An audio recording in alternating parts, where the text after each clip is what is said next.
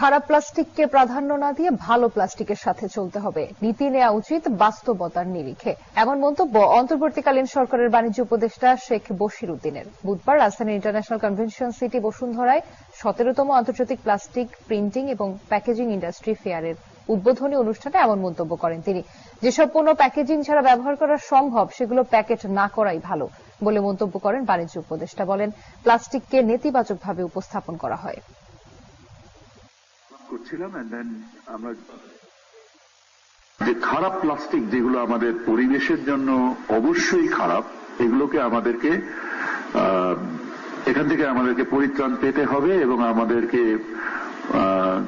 যে অন্য নতুন যে সম্ভাবনাগুলো আছে, আমাদের সেটা পাট শিল্প হোক বা আমাদের বস্ত্র শিল্প হোক, অথবা আমাদের যেসব জিনিস প্যাকেজিং ছাড়া ব্যবহার করা সম্ভব সেগুলোকে প্যাকেজিং ছাড়াই ব্যবহার করা উচিত বলে আমি ব্যক্তিগতভাবে মনে করি।